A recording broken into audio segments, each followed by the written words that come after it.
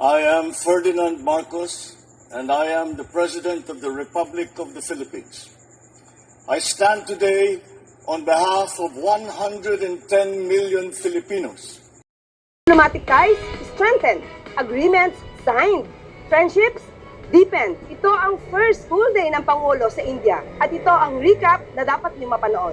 Unang-una sa itinerary, isang mainit na welcome para kay Pangulong Marcos Jr. mula kina Indian President Draupadi Murmu at Prime Minister Narendra Modi. At ito ay sinundan ng isang solemn moment honoring Mahatma Gandhi. Hindi lang to hanggang handshake ha. PBBM sat down with Indian Prime Minister Modi para pag-usapan ang mas matibay na ugnayan ng Pilipinas at India, from digital cooperation to healthcare and trade. 13 agreements. Yes, 13. Lahat yan pabor sa Pilipinas. Partikular na nakatuon ang mga kasunduan sa defense and maritime cooperation, legal assistance, science and technology, digital innovation, space cooperation, tourism at cultural exchange. Kasama din dito ang pagbibigay ng visa-free sa mga Indian nationals na nais bumisita sa Pilipinas. Nagpapasalamat din si Pangulong Marcos Jr. kay Prime Minister Modi para sa visa-free of charge scheme para sa mga Pilipino na nais bumisita sa India. Sa pagtatapos ng presentation of agreement, nasaksihan din ni na President Marcos Jr. at Prime Minister Modi ang virtual release ng postal stamps commemorating the 75th anniversary ng India-Philippines diplomatic relations. Nagkaroon ng special na pagpupulong si Pangulong Marcos kay Sri Jagat Prakash Nada, Minister of Health ng India at chair ng Bharatiya Janata Party, ang pinakamalaking partido sa bansa.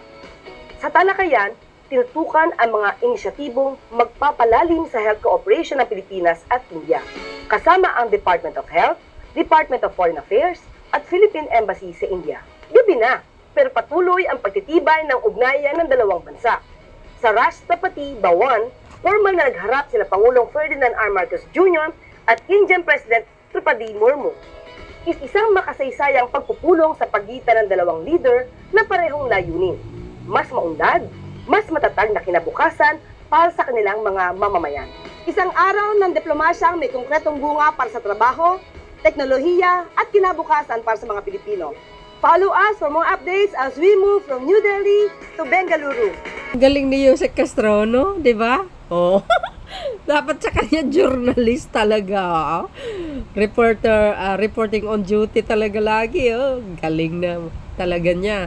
Kaya nga, mga kababayan, hindi siya talaga pwedeng tanggalin. Kasi, tingnan nyo naman kung gaano siya kagaling mag-report, di ba? Oh, talo yung mga reporter, mga kababayan. Siyempre, nakikita ng Pangulo yan, ha? Ay, talagang magtatagal ito sa kanyang posisyon. So, sabi ko nga, akala ko nga nung natanggal si dating Secretary Jerois mga kababayan siya ang pumalit bilang secretary ng PCA. Aba, kayang-kaya. Trial lawyers yan, mga best. Tingnan nyo naman, ha? At pwede yan guys na magiging secretary. Ngayon si Yusek pa lang siya para makita talaga kung ano po ang skills ang mayroon sa kanya.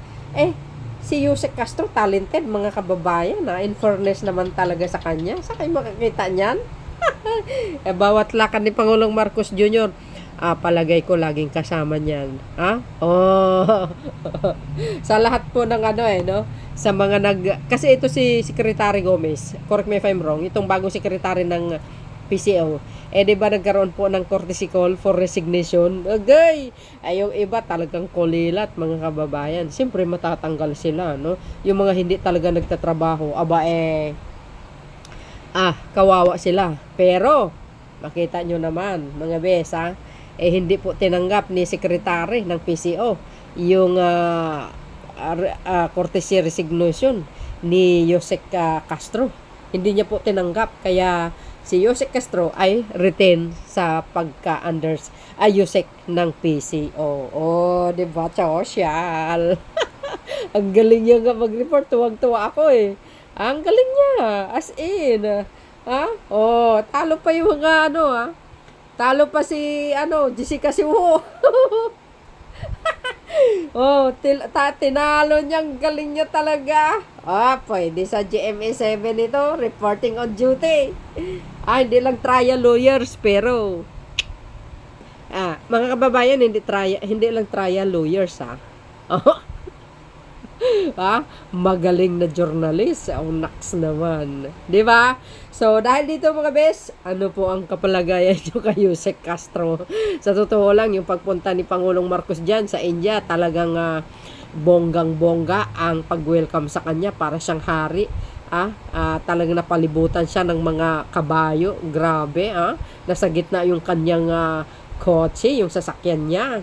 Tsaka makikita mo naman ang Pangulo kung gaano siya kasipag magtrabaho, at ganoon din po ang mga sekretary niya, So sobrang sa lahat po ng napuntahan ni Pangulong Marcos Jr. na bansa, mga kababayan, sa India ko lang nakita ang napakabonggang-bonggang pag-welcome sa kanya. Sa totoo lang, kung nakita nyo yung unang video ko, ito nahuli nga ito no? Paglapag lang nila sa India dapat ito nauna nahuli, but it's okay.